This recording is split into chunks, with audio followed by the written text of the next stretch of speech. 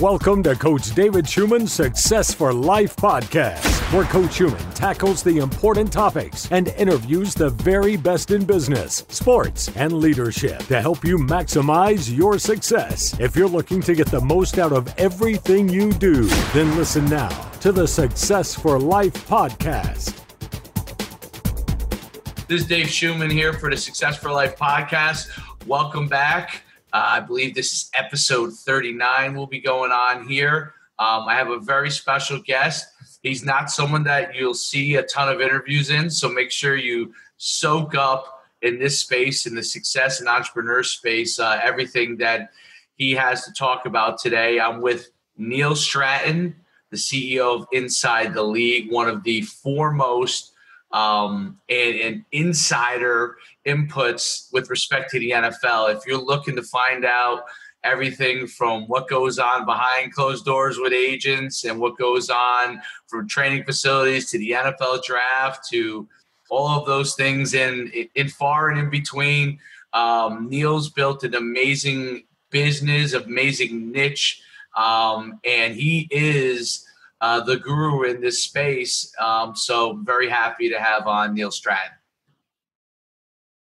Neil? David, it's an honor. I hope that I can match that introduction, man. I'll do the best I can. Tell everybody a little bit about your background and kind of how you got into it and what obviously Inside the League is about. Well, as a player, I was nothing special. I mean, I always say that it's possible that the year that I played at Navy when football was very different for Navy. They were always telling us we need to go down to FCS. This was in the late 90s. And I always say I was probably the worst player on the worst team in America. So, I mean, I've got that going for me. So as a player, I was nothing fancy. But fast forward about 20 years, and I had just moved to Houston, Texas in the late 90s and didn't know anybody. And the first person I met wanted to be the next Mel Kiper Jr., a friend of mine named Troy. And so for 4 years, I took the defense and he took the offense, and we did kind of a draft-based website. We were kind of the first draft gurus along with Mel Kiper, but on obviously a much smaller scale.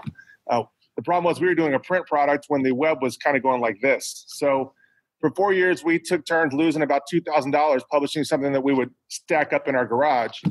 And after a time, Troy decided, hey, it's probably time to move on. And I was just dumb enough to where I'd gone to enough all-star games and started to meet agents that I realized there was no news service for the industry, not for fans, but for people like trainers and agents and scouts and those kinds of things. So we launched in 2002. Originally, our laser focus was on agents. We've expanded that since, but that's kind of where we started. And in the early 2000s, that's when the idea of sports business news was something people could grasp. I mean, in the old days, sports was just scores and highlights. But as the game became much more monetized and bigger and the scale expanded, then sports business news became, something that people could grasp. And so our idea was to go to sports business news every day, and football specifically. And we were going to put it on the web, on this World Wide Web crazy thing that they had now.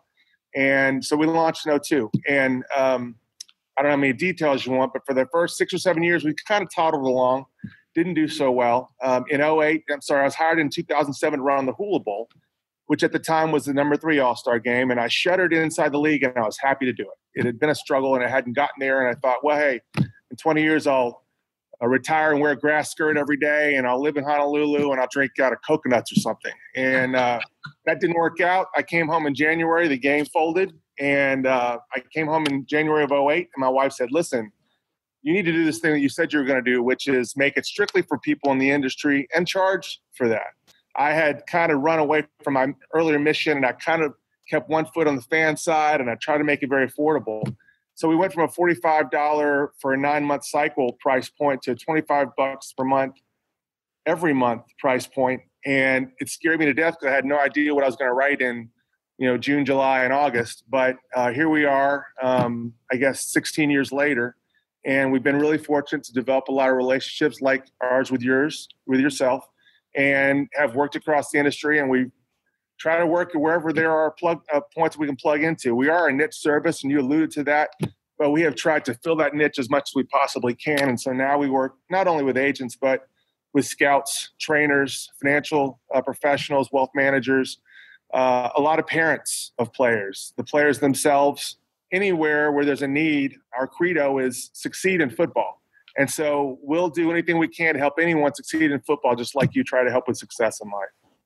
So I think it's really interesting because, and you probably get inundated with this, so many people want to be involved in football, and so many people don't, they either think they know what to do, they don't know what to do. They think it's easy to jump in. I'm sure you've seen that before, right? I want to be in football. And they don't realize, first of all, how tight, small the circle is. But also because of that, how hard it is to penetrate and have real success in that industry. Someone who's coming into football and in the especially what we're talking about, which is the professional ranks. What are some of the things that you would advise them to really think about before they get into this space? It's interesting that you say that. I was just, while you're talking, I was thinking about a panel that I sat on probably 10 years ago at a small school in Michigan. And on the panel was me and a member of the NCAA enforcement division and a pretty established agent, 3 people. All of us had started off not working in the capacity that we were working. We had all started off as entrepreneurs. The agent had started off in his own, and kind of done something related to the agent business before he actually went on his own. The NCAA guy had done something football related that he just started from scratch. I think it was kind of a high school sports kind of thing. And then there's me who did my kind of thing. And I think the one lesson that I've learned, Dave, is you can't succeed in this space with something out of a box. You can't go and think, I'm going to sit in this class and pay this amount and get this piece of paper and bam, now I am a successful agent. Or even I'm not even necessarily on the path to becoming a scout or an agent or anything else. You've got to go out and you've got to survey the market. You've got to learn and do your research, and you got to find a niche, and then you got to serve that niche.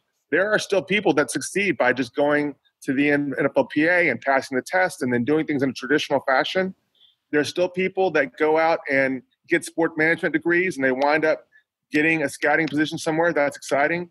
There are people that do all kinds of things in a traditional way, but your chances of doing that are so much slimmer than if you go out and take a chance, try to find something that no one else is doing, preferably, work really hard at it, be consumed by it, be patient, stay on track, and follow it. And, whatever we've achieved in this game, and I'm certainly not saying I'm a big deal, but we're still around going on 20 years later, I think, because I did that. And I didn't try to do whatever the traditional path was, whatever that was. Yeah, and I think that's one thing that I found most successful entrepreneurs in their space really do is they carve their own path. They learn from things that they've seen and carve the path where they think they might fit best. Something that obviously that they're interested in. I always say, like, passion is important, but at some point, no matter what your passion is, that work's going to be work, right? So you have to have the diligence to be able to continue to strive when things go down, when bank accounts go up and down. And I've seen it myself. I'm sure you have yourself. You're like, we're doing great. And then literally 6 months later, you're like, oh man, are we going out of business? So it's a very, very difficult road always for entrepreneurs. And every interview or conversation, I say even guys that are really wealthy still worry about those things from that standpoint as entrepreneurs, and guys that have attained the highest amount of wealth still worry about that every day. I think what's really interesting is you not only did you carve out a niche, but you figured out how to serve parties that, first of all, a lot of people didn't want to serve, right? Like most people don't want to work with agents, and obviously I'm an agent, and a lot of people don't want to work with agents. A lot of people don't want to work with scouts. Scouts don't want to work with agents, right? So and all those parties have to get along, and you figured out how to kind of be that go-between in a lot of ways, providing information for both parties, helping parties connect to serve each other better, including the training facilities, which, we've talked about this, offline in the past, how that industry has, continued to boom. And then there's always things that are different going on and even in that industry as well. But you've connected all those different areas through your website. And then what I found that you do is really well, like when I'm at the NFL Combine, your ability to connect with so many people individually, on a mass level, but make it individual. I like, if I were to say that's your unique trait, getting to know you, I think it's amazing. Like, you could spend, you might be real busy with, doing things, but you could spend 1 minute with somebody, shake their hand, talk to them, say, hey, we can get together later, and that person not walk away, feel slighted. I think it's a unique skill set. Talk a little bit about how, is that something you always had? Did you develop that? I think that's a skill set that a lot of people need to learn. And that is so important, David. And I mean, there's two sides of that. When I go to a restaurant or a convenience store or whatever, and my kids are with me and I get poor service, I always point it out to them. And I say, listen, you're not always going to get good service from people, but you better be providing it if you want to succeed. And I don't care what you do. I don't know that I was always laser focused on that. I don't know if that's something that was always important to me, but man, it is now. And if you want to try to fill a niche or you want to try to be an entrepreneur, you better make your customers your friends. My wife always used to kid me and say, I don't have any friends. And I always laugh and say, hey, my clients are my friends. Those are the people that they understand me and I understand them. We're both weird. We have that in common.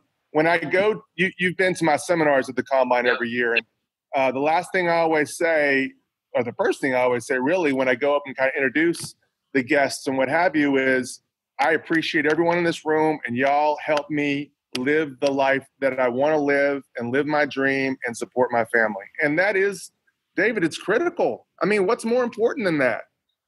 So yeah, I do. I mean, that's one of the things I value the most about the Combine. It's crazy. It is wild. And sometimes people, and I say this in all modesty, I'll be walking down the hall and everyone's, hey, Neil. I try to go over and greet them at least and try to greet them by name. It's so important that they know that I value them. I mean, I don't take that for granted. And I hope that if I ever get really big, that I never that I never take people for granted. I mean, that is critical. And I know you're the same way, Dave. I mean, it's not always easy when you live in a cell phone and email existence professionally to remember someone's name, and certainly not to remember their face, but you got to do the best you can. You got to make them understand that they are valuable to you, even if you don't see them once a year. I think so anyway. I think that's the key to anyone's success. Absolutely. There's no doubt about it. It's a skill set. And, I talk a lot about education. Now, you went to Navy, obviously, as good an education as you can get in the United States. Then did you have to then serve as well? Well, I was not only not talented on the football field, I wasn't very talented in the classroom either, Dave. I wound up finishing up at a school called Marshall University. Okay. What have you. No, I didn't have to go to the Navy. I was one of the rare guys that left, and they basically said, good riddance, get out of here. We never want to see you again, which I was happy about. I think I set a record. They used to have something called an academic board that you went to at the end of the semester if your grades were really failing. I think I set a record for academic boards. I was going in the summer. They were inventing academic boards for me. All right. So I guess one good point that you can make from this, again, any success I've achieved had nothing to do with intelligence. It was strictly on guts and persistence and whatever else you can mix in there, but it wasn't smarts. And I think those attributes, and that's kind of what I'm getting at, which I find is really interesting. I played football at UConn. I ended up getting my MBA there. I went down that traditional path. I did really well in it when I went into business, and but there was something in sports that was tugging at me. And for me, initially, I was training athletes, and then I had a training facility. Then I started running high school combines. It just kind of continued to evolve. And but I can tell you this honestly, that there were things I learned in college, and there were some things educationally that there were some professors that were fantastic that I learned some things from. But I thought the education that I got in order to be an entrepreneur they couldn't do it. They couldn't replicate it in college. And I was in the MBA program where they try to replicate it as well. So after I got out of undergrad, I went right through because I was still playing. Got my MBA, and you couldn't replicate it other than doing it yourself. And I think education is obviously incredibly important. It's very valuable. I would never underscore that. But I think that people have to go and get their own education from learning. And today, I mean, my God, with YouTube alone, right, or podcast, anything like this, you can start to do that. How important, and you talked about your non-traditional path within football, how important is it for somebody, so they want to be an agent or they want to be a scout, they want to be a trainer, how important is it for them to find somebody that they can connect with, that they can learn real world skills from? And is there somebody that you did that, or you really kind of had to go do it on your own? Well, it's funny you should mention that. I mean, I'm in San Angelo, Texas right now. It's in West Texas. I'm at a football clinic. I've been coming here off and on since 2002. The first time I came was in 2002, the year I launched ITL. And that summer, I just came cold. And I met a guy here named John Paul Young. And John Paul has been in football for, 50 years probably. He was on staff with several NFL teams as well as several college teams. The funny thing is he's kind of become like a second father to me. Other than my own father and my father-in-law, there's no one I respect more than John Paul. And I came to San Angelo. It's a long drive from Katy, Texas. I got here knowing no one. I came in. I stayed in a hotel room somewhere here in San Angelo. I just went up to him the last day. I was getting ready to leave, and it had been my goal to meet him. And so literally, my car's out in the lot. I'm getting ready to walk out, and I walk over. He's in the middle of a group, and I said, I just wanted to say hi. I'm with you. At the time, I was with the Houston Chronicle. I just wanted to meet you. And I gave him a business card, and he kind of brushed me off because he was right in the middle of a conversation. I got about halfway home, and he just calls me and says, hey, man, I didn't get to talk to you. And for probably an hour and a half of that trip, he told me everything about how the clinic had run and who they'd had there and all these kind of things. And that was the beginning of a relationship that's going on 20 years now. And John Paul worked for me initially. He's been a mentor. We've worked on several projects along the way. That's a guy that I didn't have when I started this. ITL was already going to happen before I met him. I mean, finding that mentor isn't always someone that is right in front of you. It's a little bit like jumping out of a plane and you're not sure your parachute works. You're going to kind of take it 100 feet at a time or whatever. You got to keep working and learning and meeting those people. And there's so many people I've met along the way. Dave, I mean, I'm not trying to butter you up, but watching your success and every time we talk, we on the phone, we start off talking about football. We wind up talking about business for 90% of the phone call. Those are just things you gather along the way if you're fortunate. I mean, the most important thing that I have, professionally, there are the phone numbers in my phone. They all represent relationships and people that I've met along the way and people that I hope think well of me. I definitely think well of them. And but you don't have that until you wade into it. I mean, you can't get that with a degree. And I don't mean to, I'm not dumping on education either. It is very important. It's a foundation for you, but it's just the start. And I think a lot of people come in thinking, well, I got a degree. What else you want me to do? A lot. There's a whole lot for you to do. If you're passionate and if you want to do something kind of cool, you're going to have to work. There's a price to be paid. I mean, you know that as well as I do. Yeah, and I think that's one of the things even I had to learn because I've been an entrepreneur, and I think was humbling when I started working in the NFL with as an agent is, everything that I had done entrepreneur-wise, I conceptualized an idea and kind of blew it out. Had some pretty good success. I wouldn't say immediately, but within a 2-year period, was able to grow things pretty quickly. And that's because I've always I'll try multiple things until I see something that works and that I like, and I'll go with it. But I found the agent business to be a different kind of challenge. And the thing that I learned, and I think it was something I needed to learn, was that the NFL will hit you right in the face with basically you must build relationships. You must even if you have, because I had a lot of relationships going in, you must then cultivate those relationships, even if you have them. And people, again, they may trust you in one space, but they've got to also now trust you in this other space as well. And you got to prove it. And obviously we're even though we're 4 years in, we're still babies, I would say, in that industry compared to guys that have been around for much longer. But I've learned that I've begun to learn that and learned that how important that is.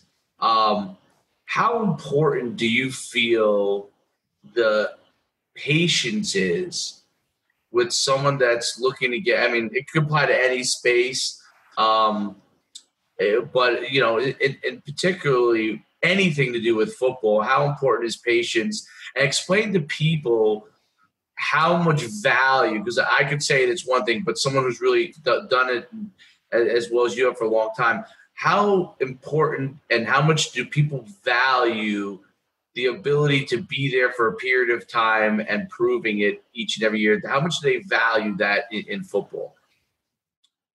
Well, football is like anything else. I mean, something that I always remind myself is that, like Bill Parcells said, you are what your record says you are.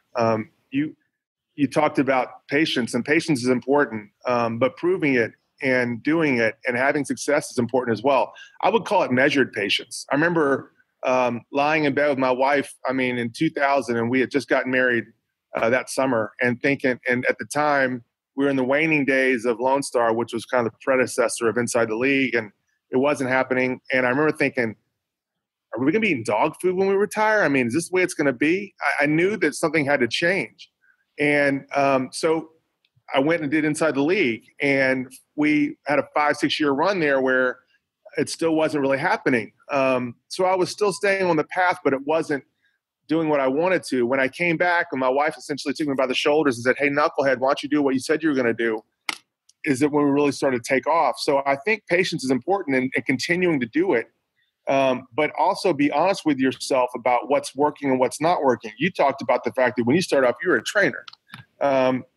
Being a trainer is value. You learned a lot of things, but it wasn't until really things things didn't really take off until you started with a combine, started increasing your scale, all those kinds of things.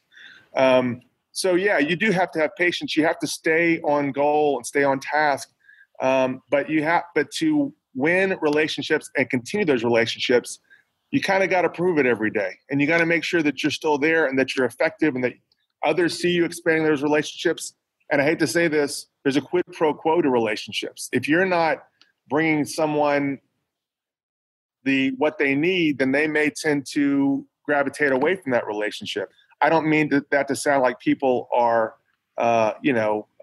frivolous about that. But the fact is, we might be friends if I stopped football, but we wouldn't be the same kind of friends because I couldn't bring you the same value. So you got to be mindful of that at all times and understand that, and understand that your worth is derived from what you can bring people. When you stop bringing people worth, then it does change a relationship. Those are the facts of life. I think that's an incredible point. And I think a lot of people get that messed up. Like, people will see in business, they're like, oh, this guy doesn't spend that much time with me. He's a jerk or something like that. And what people have to realize is exactly what you talked about, building value for another person. And you develop friendships from that, but building value with another person is critical. Continue to figure out how you can create value for the other individual obviously helps you create value for yourself.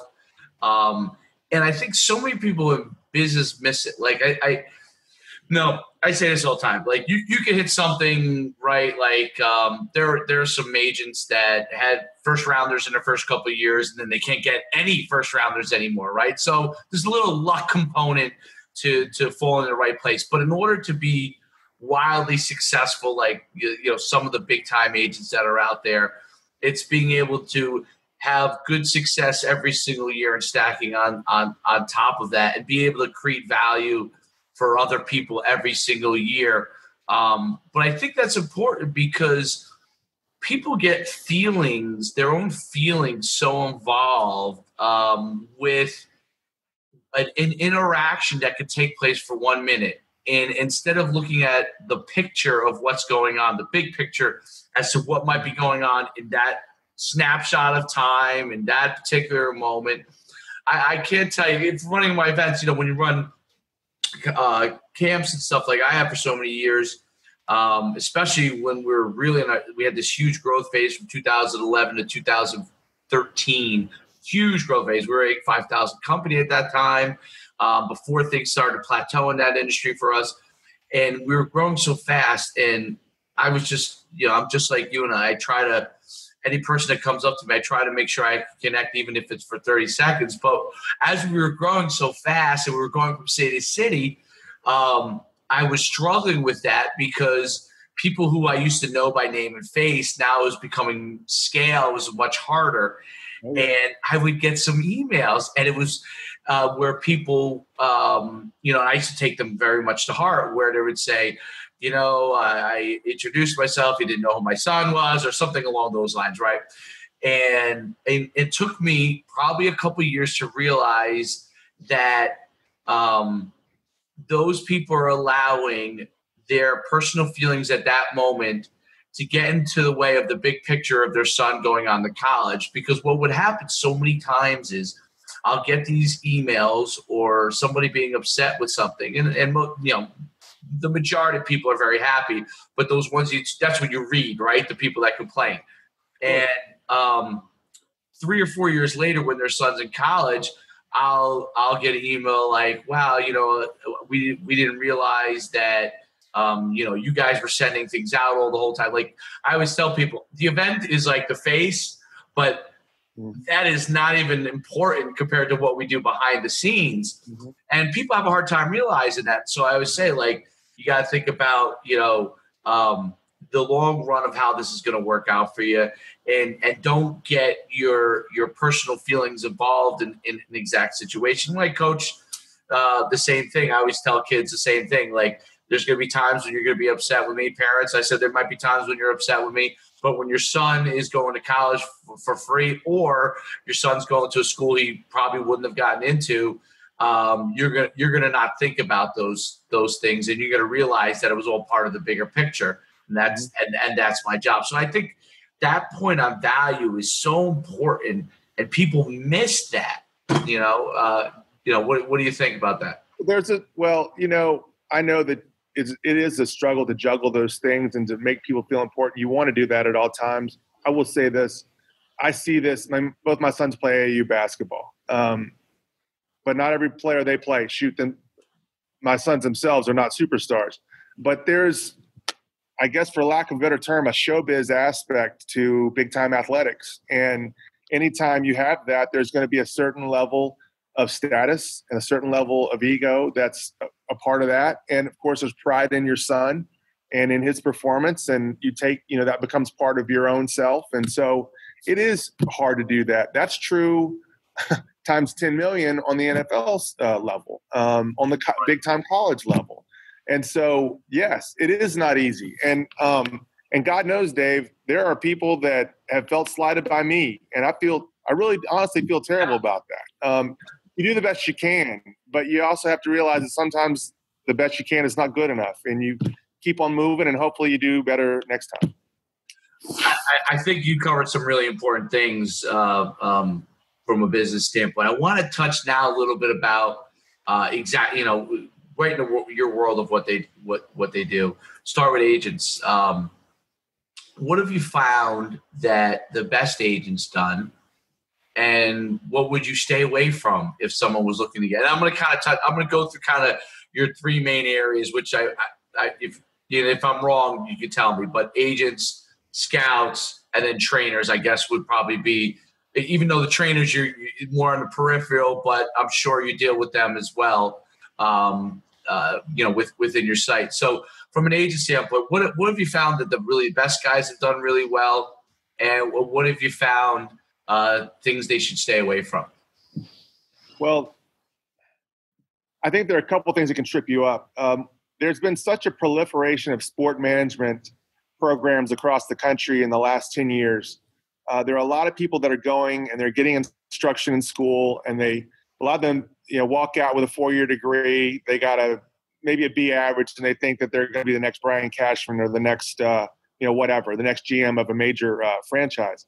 There's so much more to it than that. And I think on an agent level, you get drilled in, maybe from seeing Jerry Maguire one too many times, maybe from listening to the guy at your ivory tower school who tells you he knows everything about sports, is that the number one skill for you as an agent is negotiation. David, as you know, the way the CBA is set up now for the rookie deal, it's a pretty paint by numbers proposition. It's not to say there is no negotiation, but that's about 1% of what you do. 99% of what you do is recruiting and meeting people that can help you and building those relationships. Any number of things that are more human-based skills rather than educational, academic kind of things. If you are not recruiting and you're just waiting for someone to call you, and I don't care if you're an agent or a trainer or a financial manager, a planner, or anyone in the business, you're in deep trouble. So you got to stay away from that. You've got to develop those human skills, and you got to be unafraid to have someone hang up the phone on you, slam the door on you, tell you you suck. All those things have happened to me just in this morning. I'm just kidding. But, there are things that happen all the time, and you have to accept that. That's just the way it is. As far as I think that the mistake that a lot of scouts, aspiring scouts make, and we've kind of covered this, is they get out and they may apply to jobs or they may do things like that. You've got to go out there and make contacts. I always say, Dave, and I know you've done this as well, you've got to work for free at some point. And a lot of people feel like, well, I'm not going to work unless I get paid. Bro, you don't have any value right now. Until you will know you have value when you have lots of people calling you and, not asking but demanding that you come and help them or whatever. That's when you can charge. For the first portion of your job, when you're starting out, you got to be willing to volunteer and sweat and bleed a little bit and do whatever you got to do to pay dues to build those relationships that might lead you to a scouting job or something else. I think on the financial manager side, the one biggest mistake they make, and again, it's relationship related, is, hey, I got certified by the NFLPA. I've got all these phone numbers of agents and emails and all that kind of stuff. I'm just going to call them and say, hey, I've got all this money under management. Why don't you let me manage your players? Again, man, they're getting bombarded by people like that. You've got to go and prove to them who you are and show them who you are. You've got to go directly to the player. You got to go directly to their parents. Again, prove yourself. Show the value that you can provide. Show that you don't have a big eye in the middle of your forehead and horns growing out. You've got to show that you're a human being and that you can relate to them. And I think that's the beginning of success in almost any position. Yeah, there's no doubt about it. I'll take one point from that, being unafraid. I think that's probably the biggest thing that people have to overcome. I have to overcome it on a regular basis. I'm sure you have to overcome it on a regular basis. Every time you go to pick up the phone and you're going to ask for something always creeps in your head, like, should you be doing this? Should I be doing that? And people have to realize that that's always going to happen. That's not going to go away. It's human to feel like that. It's human to feel like, what's this person going to think about me? Then you got to take a second, breathe, and put that aside and go and do it. And I think that's where people, especially from a long run standpoint, fail and succeed. Is that when they succeed too quick, they think it just they. In a lot of cases that there was some skill involved, but you may have had fell into the right place. When you succeed on a long run basis, it's because you have dealt with those failures when you have dry spells, but you also continue to plug away and nail it. The scouts, and I find it, you had a really interesting, I read, and I always skim your articles. Your articles are great, but I always skim through. I look for the stuff that I want to grab on. Yeah. I happened to read this whole entire article, which was one of your recent ones. It may have been your most recent one, which is how scouts felt about agents. Mm-hmm. And I found it to be, I guess I probably knew this, but actually seeing it what I thought was really, really interesting. And then it made me think, like, because there's two sides of it. So many agents absolutely have no idea how to build a proper relationship. And I'm sure I'm guilty of some of those things from time to time. But some of those things were so extreme in what some guys do that they obviously have no idea. Mm-hmm. And then I also feel like scouts are trying to avoid the relationship. So, but both groups, it really kind of like they want to do it without them. And, theoretically, I guess you could do without him, and the agent could probably, depending on how good his player is, do without the scout. But if everybody's going to be successful moving in the direction, I'm sure most scouts are looking to move up at some point, and most agents are looking to get better clients and better clients. Building those relationships become important. How do you, as the go-between, explain to each party in the right way that, hey, you kind of want to try to figure out how you can work with each other? Mm-hmm. Boy, Dave, you're not giving me any easy ones today. I think agents.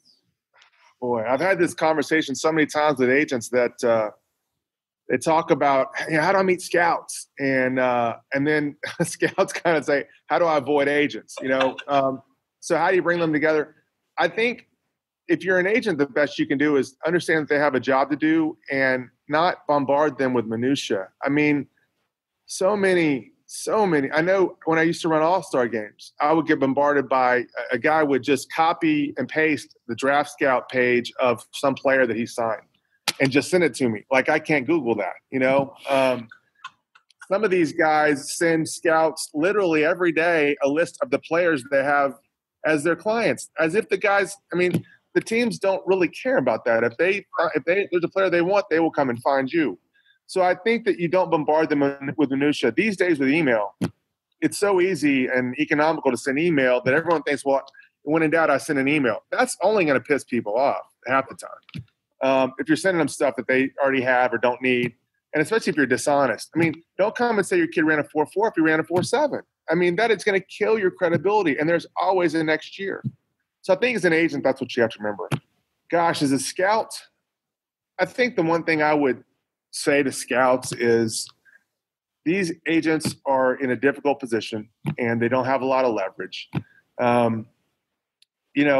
Deleting an email is not a bad thing. I guess do the best you can to be patient with them while they're learning. I tell you, it's really funny that the article that you're referring to, which is last Friday's blog post, and then it was continued in our Friday wrap, the newsletter that comes out every Friday that kind of caps what happened in the league every week. Got an incredible response. But it was interesting that a lot of scouts said, listen, I understand these guys are new and they're young, and sometimes they're going to need questions answered and all those kind of things. I just wish they would be a little more respectful of my time when I'm at a pro day. When you're at a pro day and you're there to get numbers and get heights and weights and 40 times, when they're done running, you can't say, hey, could I get that time again? They're done running. It's over.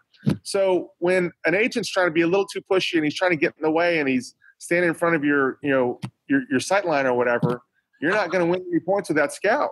And that's what you've got to recognize. So I guess at the end of the day, it's common courtesy. A lot of people don't have that as in their gene structure. And a lot of people they do, but they haven't learned what's important and what isn't. And I think that only comes over time. But at the end of the day, you've got to be, your default mechanism has got to be courtesy and respect and honoring other people, and then hoping that bears fruit. And I think it has for me. I think it has for you. It goes back to that patience thing, Dave. I think it's such an interesting learning curve, and I think what you say, everything is so true. I could tell you, obviously, now scouts will have a different side where they're getting pulled from the GM and the coaches to follow, obviously, what they want.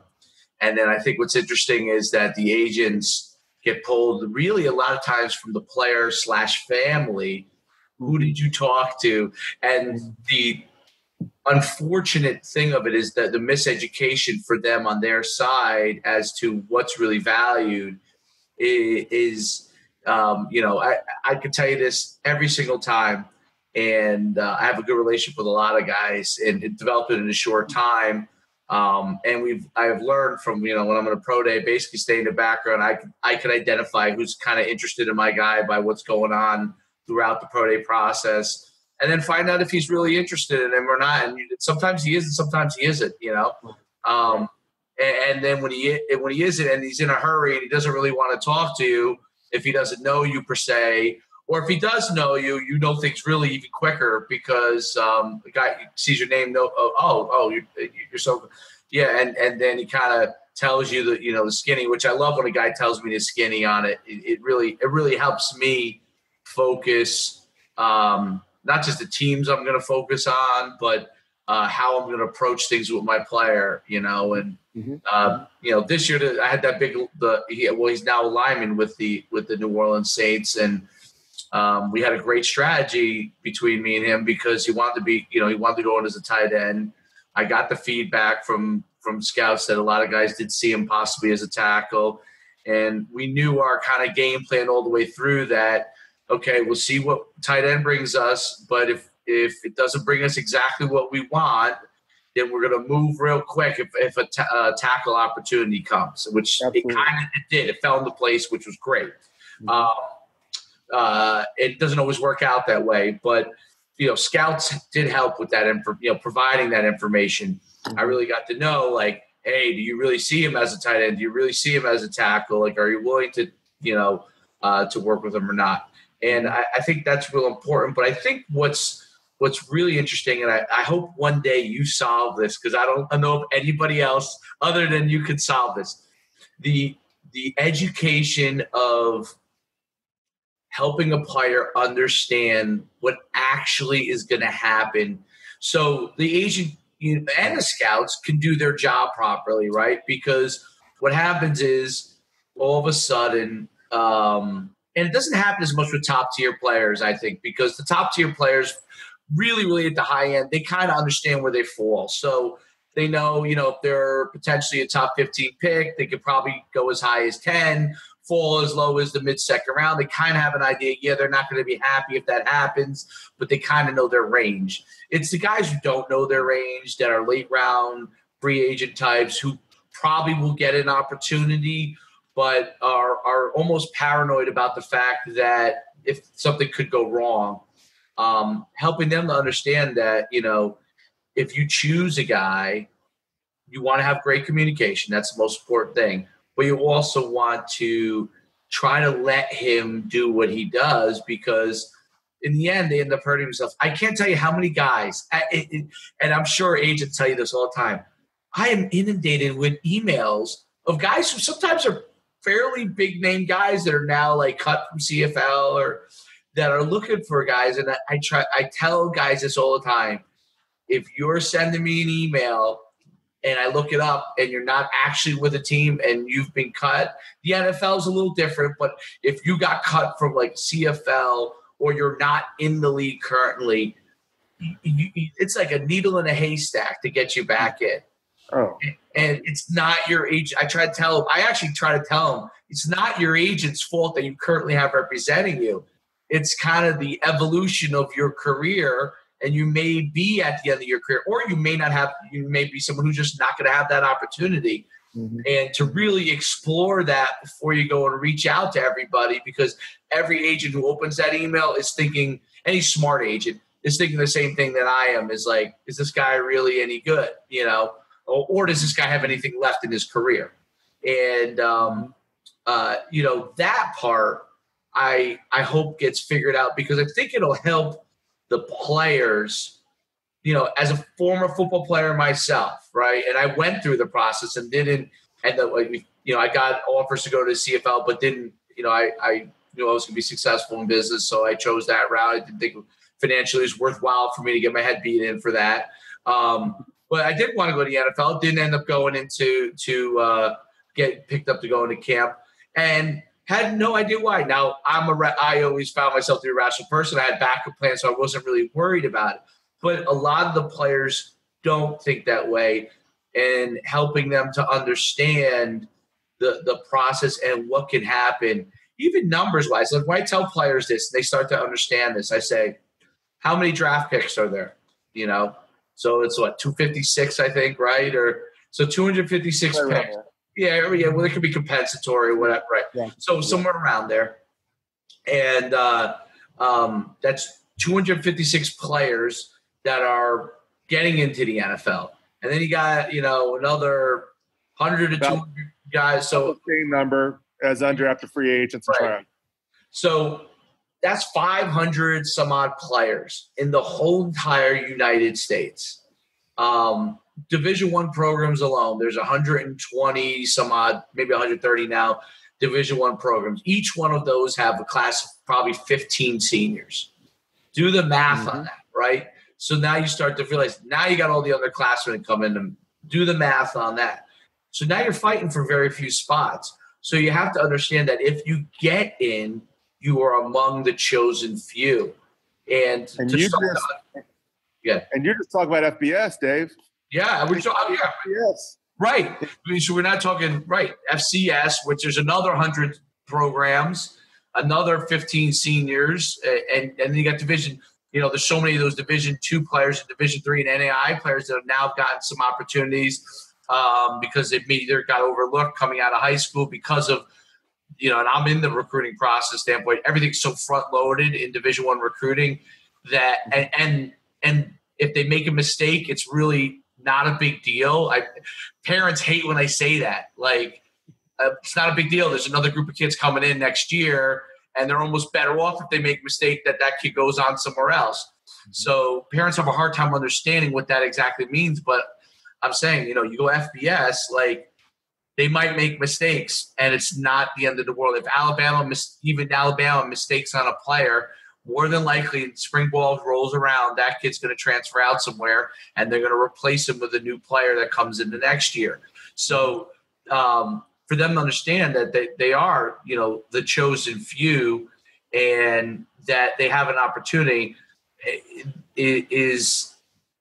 would be so helpful for them to go through the process and end their football career. And this is my biggest point, with a positive taste in their mouth. There's so many guys that should take that end of the career. They learn so much.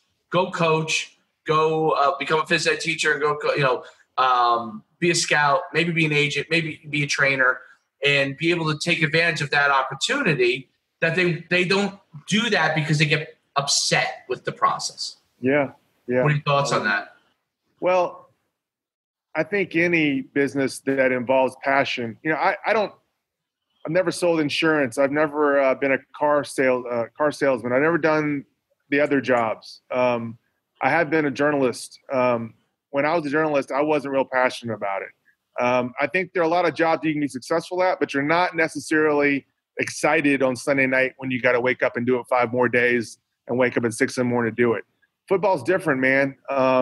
It goes back to that showbiz aspect of things, and there is a passion. And it is, I know, Dave, that when you turn down those CFL offers, you were ready to see what was next, but there's still a part of you that had a hard time walking away. For so many kids that don't take their education seriously, it's a really different proposition because they get that gnawing feeling of knowing it's over for them, but they don't have a next chapter readily available. And so there's there's the aspect of moving from an exciting phase of your life that has endless promises and potentially offer status and money and all these things, having to close that door, but then also the aspect of having to open a door to uncertainty that you don't know what's behind. Success is no guarantee off the field for a lot of these athletes. And so I think it's a 2-tiered thing and that's why they pursue it so passionately. That's why you have arena football league players, and that's why you have indoor football league players. That's why you have semi-pro players. That's why you have all these guys that just can't give up the dream because, number one, they're grieving over losing a life that they have always wanted all their lives and everyone's always told them they should do. And meanwhile, they don't know what is left if they don't do that. So I guess those are the two sides of why it is so hard and why you're always going to get 1,000 emails from people saying, "Hey, Dave, why don't you come sign me? I'm the next Kurt Warner." I think you put that unbelievably well. I really do. I mean, I think any athlete that listens to that can 100% relate to what you said there. You're 100% correct. And the love for the sport is something that's unique. It's also why, as a guy who coaches high school football, I'm always so saddened where they're always trying to push people away from football because of so many things that football has done. And, there are challenges in football from some of the things medically, but it's a shame to throw out the baby with the bathwater on it. And I see so many places trying to do that and not understanding what it really does for so many of these kids, and young men. I don't think that I have any more questions. I think you answered that so well at the end. Tell people where they can go and find your website, how they can reach out to you on Twitter, any of that kind of stuff. Well, we have 3, I guess, kind of outreach points. The free ones involve our Twitter account, which you mentioned. We're at Inside the League. Very simple to remember. Right this time of year, we're breaking a lot of information on scouting, hiring, and firing and movement. There isn't anyone who really focuses on that aspect of the game. We think it's an important one. And so we've tried to own that area. And we've been fortunate to be followed by a lot of people in the game for that reason, some people in the media for that reason. Knowing, again, it's the relationships and knowing where people came from and why they're getting hired and who's getting hired and all those kind of things. And that's something you can follow just following our Twitter account. We also have a blog that's Succeed in Football, very simply. That is our credo. You alluded to one post on there. That's free as well. It's a simple WordPress site. If you are looking for gee whiz graphics, you're going to be sorely disappointed when you go to our blog site. So it's nothing real fancy, but we are trying to talk about things that are integral to the game. We've been fortunate to develop a pretty serious following, again, among people that are deeply inside the game, agents, trainers, scouts, really read a lot of that. We also have, I guess there's a fourth tier. We have something called our Friday Wrap, which comes out every Friday. And very often we'll start something on our post on Friday on Succeed in Football. We'll continue it as our lead into the Friday Wrap. And that goes out to around 5,000 people in the industry. And we've been fortunate, again, to develop a nice following with that. I encourage people to register for the Friday Wrap. It's, I hope, insightful. If you're interested in the business and you're interested in what's going on in the game behind the game, which I am, I know you are, Dave, I think it's something valuable. And you can go to our, it's all over our blog post, the link to sign up for that. You can also find it on our Twitter. And then ultimately, I guess, the home site, InsideTheLeague.com, is where it all started. If you go to the home site, you're going to be disappointed. Most of the links there are password protected. It's kind of how we make our money. We've always been a subscriber-driven site rather than a content site where we're trying to aggregate as much information we can and then hope we get ad clicks. That's just not been our game. If anyone is interested in learning more about Inside the League and they'd like to come in and check it out, just reach out to me on Twitter. You can contact us through the website. I'll be happy to plug in and copy for a few days so you can get a good taste of what we do. And if you're someone who aspires to be a scout or even an agent and you're still in school, we have something called a Next Wave subscription, which is a good bit cheaper. It's kind of how we try to groom people. It's been an outstanding off season for us because we have 4 people right now with 3 teams that have been hired or promoted as in the scouting departments of teams that are former Next Wave subscribers. So we feel like we're getting into the grassroots of it, and we're hopefully making a difference. We've gotten a lot of positive feedback from our work with people in that regard, and we hope to continue to expand that. I mean, when we say we are interested in helping people succeed in football, we really mean that. And we don't just mean on the field. There are so many places where you can find a niche. It's what I did. And if you study it long enough and research it long enough and you want it badly enough, you can find something find an area that's underserved. And we want you to do that. We want everyone to succeed in football, and that's what we try to do, Dave. Neil, thank you so much for being on. Thank you for taking the time. I'll let you go back to the Texas Football Clinic. I'm guessing it is, right? Yeah, Angelo Football Clinic. Yeah, here in San Angelo. It's pretty exciting stuff. Nick Saban's going to be out there in about 3 hours. So wow. I want to make sure I'm there for that. Absolutely. Well, we'll sign off. This will be up real soon. And thanks so much for coming on, Neil. I appreciate you having me on, Dave. Have a great day, buddy. All right.